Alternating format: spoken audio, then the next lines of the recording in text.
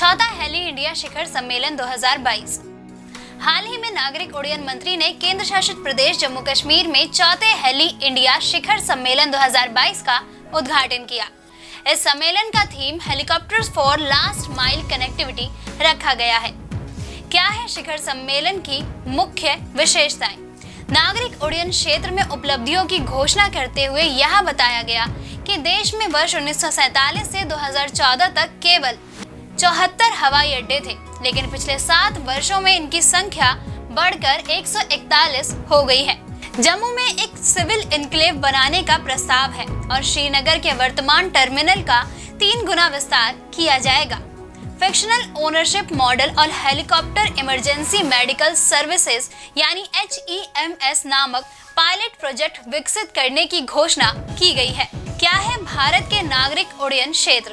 हेलीकॉप्टरों की मुख्य भूमिका शहरी संपर्क प्रदान करना है और साथ ही बचाव कार्यों आदि के दौरान आपातकालीन चिकित्सा सेवाएं प्रदान करना तथा आपदा प्रबंधन में उपयोग इसके अन्य विविध कार्य हैं।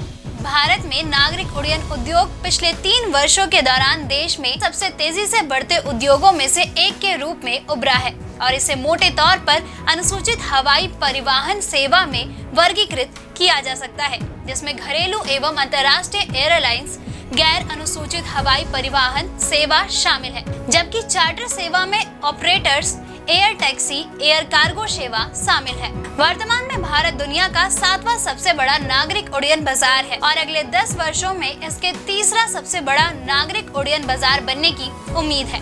इंटरनेशनल एयर ट्रांसपोर्ट एसोसिएशन यानी IATA के अनुसार भारत अगले 10 वर्षों में यानी 2030 तक दुनिया के तीसरे सबसे बड़े हवाई यात्री बाजार के रूप में चीन और संयुक्त राज्य अमेरिका से आगे निकल सकता है।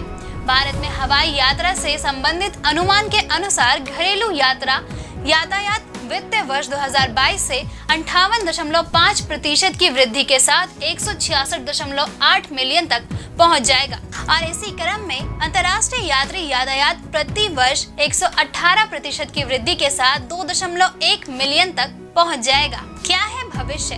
नागरिक उड्डयन अब न केवल भारत के लिए बल्कि दुनिया भर में मानव जाति हेतु समय की आवश्यकता बन गया है, क्योंकि यह हमेशा अपने साथ 2 महत्वपूर्ण गुणक, आर्थिक गुणक और रोजगार गुणक लाता है।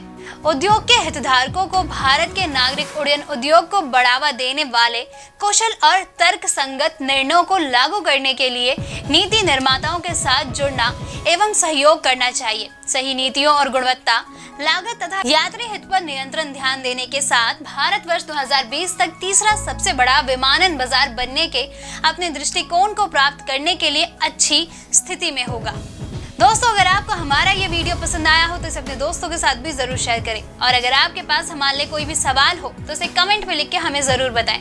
जल्द आपसे फिर मुलाकात होगी एक नए टॉपिक पे, एक नई इन न्यूज के साथ। तब तक के लिए नमस्कार।